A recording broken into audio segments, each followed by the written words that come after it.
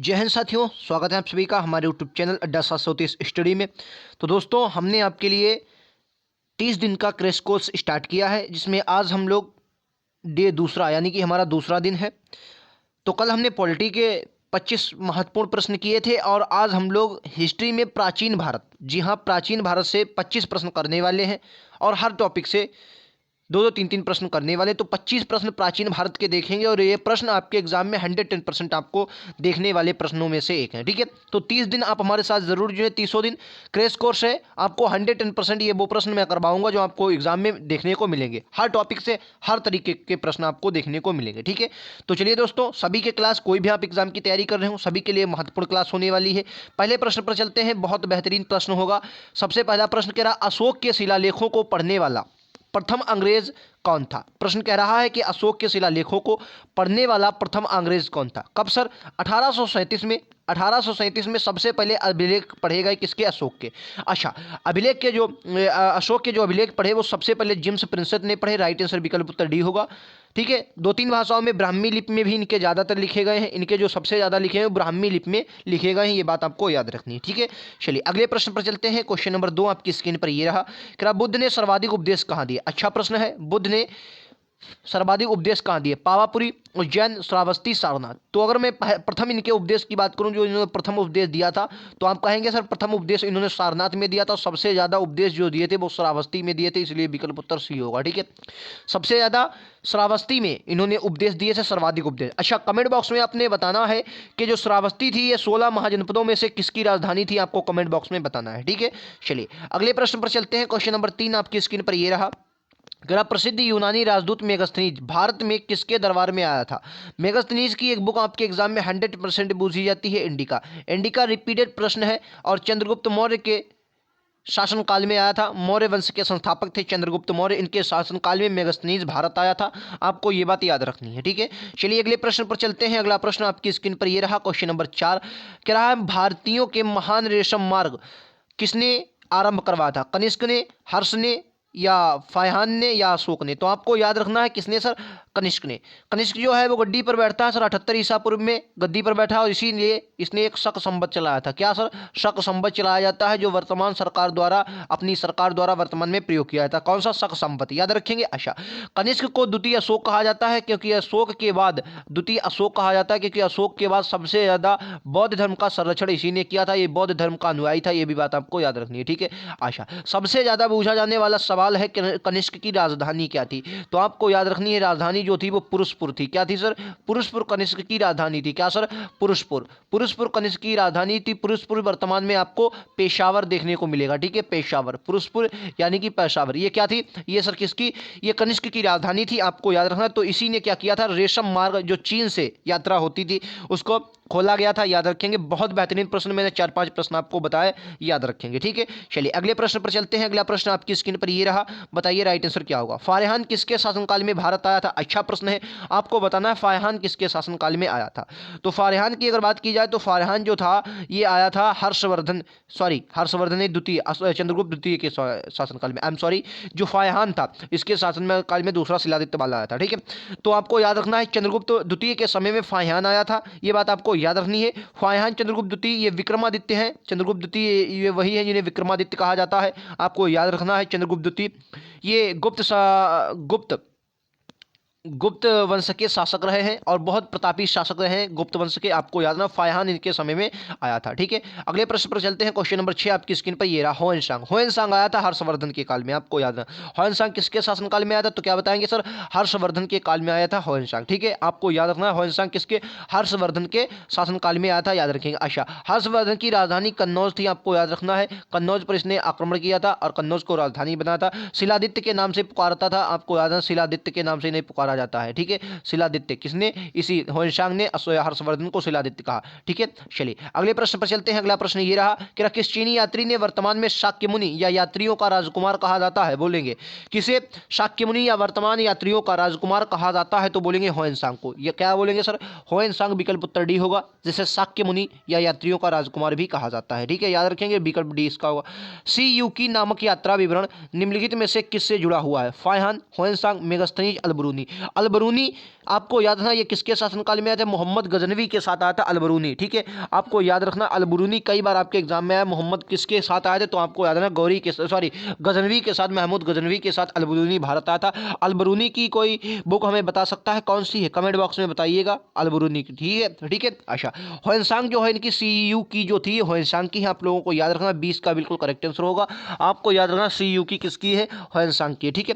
चलिए अगले प्रश्न पर चलते हैं। अगला प्रश्न आपकी स्क्रीन पर ये रहा, क्वेश्चन नंबर 9। सिंधुगाड़ी सभ्यता में मेसोपोटामिया रिकॉर्डों में निम्नलिखित में से किस शब्द का प्रयोग किया गया है? बताइए, सिंधुगाड़ी सभ्यता के लिए मोसोपोटामियाई रिकॉर्डों में निम्नलिखित में से किस शब्द का प्रयोग किया गया? तो आपको याद है मेगुआ, ठीक है। अच्छा, सिंधुगाड़ी जो सभ्यता थी इसके समकालीन कई सभ्यताएं, जैसे क्रीट की सभ्यता जो कि चीन में थी, मोसोपोटामिया की सभ्यता थी आपको ग्रीस इटली में, मिस्र की सभ्यता नील नदी पर देखने को मिलेगी। तो ये कई सभ्यताएं थी, लेकिन सबसे जो पावरफुल, कहने का मतलब व्यापार की दृष्टि से समृद्ध जो सभ्यता थी वो सिंधुघाटी सभ्यता थी। इसका मुख्य कारण ये कांस्य युगीन सभ्यता रही। कांसा खेती में प्रयोग इन्होंने किया और इससे इनकी पैदावार बढ़ी और उपयोग इन्होंने किया। तो मेलुआ इसका बिल्कुल करेक्ट आंसर होगा, विकल्प उत्तर बी हो जाएगा, ठीक है। अगले प्रश्न पर चलते हैं। अगला प्रश्न आपकी स्क्रीन पर ये रहा, क्वेश्चन नंबर 9। ये तो वही प्रश्न है। चलिए अगले प्रश्न पर चलते हैं, क्वेश्चन नंबर 10। क्या रहा? महर्षि पतंजलि किस शासक के समकालीन थे? अच्छा प्रश्न है, महर्षि पतंजलि किस शासक के समकालीन थे? पतंजलि की अगर बात करें तो ये किसके? ये सर पुष्यमित्र शुंग के समकालीन थे। अच्छा, पुष्यमित्र जो शुंग था इसने 2 अश्वमेध यज्ञ करवाए थे। क्या था सर? 2 अश्वमेध यज्ञ करवाए थे, आपको याद है क्या सर? 2 अश्वमेध यज्ञ करवाए थे। और उन अश्वमेध यज्ञ के पुरोहित जो थे, पुरोहित, ठीक है, पुरोहित जो थे कौन थे सर? पुरोहित कौन थे? पतंजलि रहे थे, ठीक है। और पतंजलि की कौन सी है? महाभाष्य, महाभाष्य, पतंजलि की महाभाष्य आपको याद रखना, ठीक है, महाभाष्य है, याद रखें। इनकी बुक है कौन सी? महाभाष्य पतंजलि की है, याद रखेंगे, ठीक है। पुष्यमित्र शुंग के ये दरबार में रहते थे, 2 अश्वमेध यज्ञ करवाया, उनको पुरोहित का पद जो था, पुरोहित जो थे वो पतंजलि ही थे, ये बात भी आपको याद रखनी, ठीक है। चलिए अगले प्रश्न पर चलते हैं। अगले प्रश्न पर चलने से ये आपका अगला प्रश्न, क्या भारतीय संस्कृति का स्वर्ण काल किसे कहा जाता है? अच्छा प्रश्न है, भारतीय संस्कृति का स्वर्ण काल किसके काल को कहा जाता है? गुप्त काल, चोल काल, मौर्य काल, राजपूत? देखिए स्वर्ण काल क्यों कहा जाता है? क्योंकि आप पूरे प्राचीन भारत में देखिए, मौर्य वंश आया तो उसने स्तूप, अशोक ने अपने स्तूप बनवाए, कनिष्क ने भी अपने स्तूप बनवाए, जैन धर्म के जितने भी शासक थे उन्होंने अपनी बिहार बनवाई, गुफाएं बनवाई। लेकिन जब आपको देखने को मिलता है सर गुप्त काल, क्या सर? गुप्त काल में देखेंगे तो सबसे पहले गुप्त काल में ही मंदिर, जो मंदिर निर्माण की कला थी वो सबसे पहले गुप्त काल में ही आई। ज्यादा भर भर कर मंदिर बने, नचना कुठारा का मंदिर, अपने झांसी का मंदिर देखा आपने, देवगढ़ का दशावतार मंदिर देखा, जितने भी आपको हिंदू धर्म के जितने भी मंदिर मिलेंगे वो कहां पर सर? गुप्त काल में ही देखने को मिलेंगे। इसलिए गुप्त काल को स्वर्ण युग कहा जाता है भारतीय संस्कृति का। याद रखेंगे, ये अच्छे प्रश्न है, आपके एग्जाम की दृष्टि से पूछे जाने वाले प्रश्न है, ठीक है। चलिए अगले प्रश्न पर चलते हैं। अगला प्रश्न आपकी स्क्रीन पर ये रहा, बताइए राइट आंसर क्या होगा? कह रहा किस हड़प्पा संस्कृति स्थल से खुदाई के घोड़े की अस्थियां प्राप्त हुई हैं? देखिए घोड़े की अस्थियां कहां से प्राप्त हुई? तो आपको याद रखना है, हालांकि जो घोड़ा है, ये घोड़े की जो अस्थियां मिली हैं वो सुदरकोटता से हमें मिली है। कहां से? सुदरकोटता से, ठीक है, सुदरकोटता से यहाँ घोड़े के अस्थिपंजर हमें मिले हैं, लेकिन जो घोड़े के मतलब पूर्ण रूपेण साक्ष्य नहीं मिले हैं, ठीक है, मतलब ऐसा नहीं है जिस प्रकार से यहाँ पर कोई मतलब बहुत अच्छे से घोड़ा नहीं मिला है, ठीक है। तो सुरकोटदा से अस्थिपंजर के साक्ष्य मिले हैं, विकल्प उत्तर इसका बिल्कुल सी हो जाएगा। सुरकोटदा से अस्थिपंजर के साक्ष्य मिले हैं, आपको रंगपुर से भूसी के साक्ष्य मिले हैं। एग्जाम में इंपॉर्टेंट नहीं है, आपसे नहीं पूछा जाएगा, ठीक है। अगला क्वेश्चन कह रहा है कि किस देवता के लिए ऋग्वेद में पुरंदर शब्द का प्रयोग किया गया है? ठीक है, इंद्र, सोम, वरुण, अग्नि। राइट आंसर क्या होगा बताइए? पुरंदर। पुरंदर आपको याद रखना है, पुरंदर जो है ये इंद्र के लिए प्रयोग किया गया है, विकल्प उत्तर ए इसका बिल्कुल प्रश्न होगा। राइट आंसर इस प्रश्न का होगा विकल्प उत्तर ए, ठीक है। अगले प्रश्न पर चलते हैं। अगला प्रश्न आपकी स्क्रीन पर ये रहा, प्राचीनतम व्याकरण में अष्टधई के लेखक कौन है? पतंजलि है, गौतम हल या कल्याणन है या पाणिनि है? तो आपको याद है अष्टधई किसकी है? तो आपको याद रखना है विकल्प उत्तर डी होगा, पाणिनि की है अष्टधई। किसकी है? पाणिनि की है, विकल्प उत्तर डी इसका बिल्कुल करेक्ट आंसर होगा। अष्टधई किसकी है सर? पाणिनि की है। आप लोगों को याद रखना है, ये प्रश्न भी आपके एग्जाम के लिए बहुत इंपॉर्टेंट है, ठीक है। अगले प्रश्न पर चलते हैं। अगला प्रश्न आपके लिए ये रहा, ऋग्वेद में कितने सूक्त हैं? 1017, 1020, 1028 या 1128? राइट आंसर विकल्प उत्तर सी होगा। कितने सर? 1028 सूक्त। कितने सर? 1028 सूक्त हैं, आपको याद है ऋग्वेद में। अच्छा प्रश्न है, 110% आपके लिए इंपॉर्टेंट है, आपके एग्जाम में पूछा जा सकता है ये प्रश्न, ठीक है। अगले प्रश्न पर अगर चलें तो अगले प्रश्न को देखते हैं। अगला प्रश्न ये रहा आपकी स्क्रीन पर, क्या निम्नलिखित में से किसे भारतीय परमाणुवाद का जनक कहा जाता है? अच्छा प्रश्न है भाई साहब, भारतीय परमाणुवाद का जनक किसे कहा जाता है? तो देखिए दोस्तों, हम लोग इस वीडियो में 25 प्रश्न करने वाले हैं। 25 में से क्या आपका स्कोर रहता है कमेंट बॉक्स में हमें जरूर बताएं, और 30 दिन लगातार आप हमारे साथ इन 30 दिन का अपना क्रैश कोर्स कंप्लीट कीजिए। गारंटी है आपको, किसी भी एग्जाम में आप जाएंगे तो यहाँ से आपको प्रश्न 110% देखने को मिलेंगे। 80% तो मैं गारंटी दे सकता हूँ आपको प्रश्न देखने को मिलेंगे। ठीक है, मैं इस प्रकार से पीडीएफ तैयार करता हूँ। ठीक है, राइट आंसर विकल्प उत्तर क्या होगा सर? 20 का बिल्कुल करेक्ट आंसर होगा। महर्षि जो कणाद है, कौन सर? महर्षि कणाद, इनको पर भारतीय परमाणुवाद का जनक कहा जाता है, आपको याद रखना है। विकल्प उत्तर 20 का बिल्कुल करेक्ट आंसर होने वाला है। अगले प्रश्न पर चलते हैं। अगला प्रश्न आपकी स्क्रीन पर ये रहा, कह रहा नंदवंश का संस्थापक कौन था?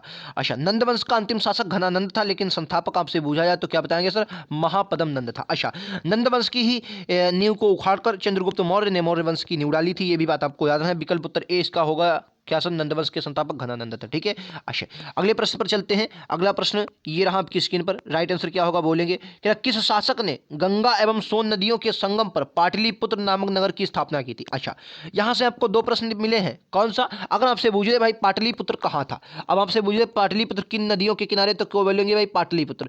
बताइए, पाटलिपुत्र जो था, पाटलिपुत्र वर्तमान में जैसे पटना कहते हैं, पाटलिपुत्र किन नदियों के किनारे, तो क्या बताएंगे सर? एक तो गंगा थी, एक क्या थी सर? गंगा, और एक कौन थी सर? सोन। इन दो नदियों के किनारे था। उदाइन ने इसकी स्थापना की थी। ठीक है, उदाइन ने इसकी स्थापना की थी। अच्छा, आपको हमेशा याद रखना है उदाइन ने इसकी स्थापना की और इसको राजधानी बनाया। ठीक है, राजधानी बनाया। ठीक है, अच्छा उदाइन के बाद गद्दी पर बैठते हैं, उन्होंने क्या बनाया? उन्होंने वैशाली को राजधानी बनाया था। किसको? वैशाली को। ठीक है, अच्छा अब फिर कौन बैठता है? काला अशोक। काला अशोक फिर गद्दी पर बैठता है और काला अशोक पुनः राजधानी किसे बनाता है सर? पाटलिपुत्र को। ठीक है, पाटलिपुत्र को पुनः राजधानी बनाता है, आपको याद रखना। ये प्रश्न आपके एग्जाम में पूछा जाएगा। अच्छा, अगर आपसे पूछे कि 16 जनपदों में से जो मगध था, मगध इसकी राजधानी क्या थी, तो आपको याद रखना है मगध जो साम्राज्य की राजधानी रही वो राजगृह महत्वपूर्ण है। राजगृह गिरिब्रज थी। क्या थी सर? गिरिब्रज थी, याद रखेंगे। ठीक है, गिरिब्रज थी। बाद में पाटलिपुत्र हुई, लेकिन पहले राजगृह थी, आपको याद रखना है। अगले प्रश्न पर चलते हैं। अगला प्रश्न ये रहा, उज्जैन का प्राचीन नाम क्या था? उज्जैन, अच्छा प्रश्न है। उज्जैन का प्राचीन नाम क्या था? तक्षशिला, अवंतिका, धन्यकटक या कांजकुब्ज? तो राइट आंसर क्या होगा? अवंतिका। अवंतिका क्या था? राइट आंसर विकल्प उत्तर ए होगा। अवंतिका उज्जैन का पुराना नाम था। ठीक है, उज्जैन का पुराना नाम था। अगले प्रश्न पर चलते हैं। क्वेश्चन नंबर 21, महावीर का जन्म किस क्षत्रिय कुल में हुआ था? अच्छा प्रश्न है, महावीर का जन्म किस क्षत्रिय कुल में हो? शाक्य कुल में, ज्ञात्रक कुल में, लिच्छवी या हल्लास? राइट आंसर क्या होगा? महावीर का जन्म। महावीर ये जैन धर्म के अनुयायी हैं, जैन धर्म के 24वें तीर्थंकर हुए थे, ये बात आपको याद रखनी है। राइट आंसर क्या होगा? विकल्प उत्तर भी ज्ञात्रक कुल के। महावीर जो थे एक क्षत्रिय कुल में ज्ञात्रक कुल के थे। ठीक है, ज्ञात्रक कुल के, याद रखेंगे। अगले प्रश्न पर चलते हैं। अगले प्रश्न पर चलने से पहले मैं आपको बता देना चाहता हूं, अगला प्रश्न हमारा 22वां प्रश्न है और क्वेश्चन कह रहा है कि 16 जनपदों के बारे में किस बौद्ध ग्रंथ से जानकारी मिलती है? तो क्या बताएंगे सर? अंगुत्तर निकाय, दीपवंश, महावंश या महावस्तु? राइट आंसर विकल्प उत्तर ए होगा। अंगुत्तर निकाय से हमें 16 महाजनपदों के बारे में जानकारी मिलती है। अच्छा, अगर आपसे कोई अचानक पूछ दे कि 16 महाजनपदों में से मगध का ही उत्कर्ष सबसे ज्यादा क्यों हुआ, भाई क्वेश्चन पूछ सकता है आपसे। अगर पूछ दे कोई तो क्या बताएंगे आप? तो हमेशा आपको याद रखना है मगध जो था ये सबसे मोस्ट इंपॉर्टेंट है। इसके किनारे की नदियां इसके जो आसपास थी नदियां थी, नदियों के आसपास आपको जंगल मिलेंगे। अच्छा, जंगल इसमें बहुत इंपॉर्टेंट भूमिका निभाते हैं। युद्ध के समय यहाँ से हाथी भी मिला करते। सबसे पहले ये क्वेश्चन पूछा गया है कि सबसे पहले 16 महाजनपदों में सबसे पहले हाथी का प्रयोग किसने किया था? तो मगध साम्राज्य ने ही किया था। जंगल से लकड़ियाँ भी मिलती थी, युद्ध में निर्माण में सामग्री में बनाने में मदद मिलती थी, और यहाँ से औषधियाँ भी मिला करती थी। और भैया ज़मीन तो उपजाऊ, जब नदियाँ होगी तो ज़मीन क्या होगी? उपजाऊ होगी। ज़मीन भी क्या होगी? उपजाऊ होगी। तो भैया यही कुछ महत्वपूर्ण कारण रहे जिसके कारण मगध साम्राज्य उत्कर्ष पर पहुंचा था, याद रखेंगे। अगले प्रश्न पर चलते हैं। अगला प्रश्न क्वेश्चन नंबर 23 आपकी स्क्रीन पर ये रहा, क्या हाइडेस्पीच का युद्ध, जिसे वितिस्ता का युद्ध भी कहा जाता है, किसके बीच लड़ा गया था? वितिस्ता जो था यह ऋग्वेद में प्राचीन नदियों में से रावी नदी को कहते हैं। वर्तमान में रावी नदी, प्राचीन काल में वितिस्ता। ठीक है, याद रखिए, वितिस्ता रावी नदी को कहा जाता है। ठीक है, सतुद्री सतलज नदी को कहा जाता था। ठीक है, अच्छा तो आपको याद है सिकंदर और पोरस। ठीक है, विकल्प उत्तर सी होगा। सिकंदर और पोरस के बीच वितिस्ता का युद्ध लड़ा गया था, आपको याद रखना। ठीक है, याद रखेंगे। चलिए अगले प्रश्न पर चलते हैं। अगला प्रश्न आपकी स्क्रीन पर ये रहा, क्वेश्चन नंबर 24, कब और किसने शक संवत चलाया था? मैंने अभी करवाया है भाई साहब, पहले करवाया है पिछली बार। ठीक है, तो शक संवत किसने चलाया था? आपको याद है कनिष्क ने। कनिष्क ने 38। हालांकि आपको याद रखना जो कनिष्क जो था ये किसका था? ये कुषाण वंश का शासक था। किसका? कुषाण वंश का। ठीक है, कुषाण वंश का। और एक शक शासक भी हुए, तो शक शासक भी हुए, तो बहुत से लोग क्योंकि उसने शक संवत चलाया था इसलिए कन्फ्यूजन में हो जाते हैं कि कनिष्क शायद शक मतलब शकों का हो, लेकिन आपको याद रखना है शक शासक नहीं था, जो कनिष्क था ये कुषाण वंश का शासक था और इसने शक संवत चलाया था 78 ईसा पूर्व में जब ये गद्दी पर बैठा। ठीक है, याद रखेंगे, पूछा गया प्रश्न है, आपको याद रखना है। ठीक है, अच्छा अगले प्रश्न पर चलते हैं। क्वेश्चन नंबर, आज का अंतिम प्रश्न और क्वेश्चन नंबर 25 आपकी स्क्रीन पर ये रहा कि सिंधुगाड़ी सभ्यता के लोग, जो सिंधुगाड़ी सभ्यता थी इसके लोग विश्वास करते थे। अच्छा प्रश्न है भैया, किस पर विश्वास करते थे बताइए। सिंधुगाड़ी सभ्यता के लोग विश्वास करते थे आत्मा और ब्रह्मा में, कर्मकांड में, यज्ञ प्रणाली में, मातृ शक्ति में। तो भैया कर्मकांड ये तो भैया ऋग्वेद में, उसमें क्या नाम उसका, यजुर्वेद में आए, और यजुर्वेद तो भैया उत्तर वैदिक काल में लिखा गया।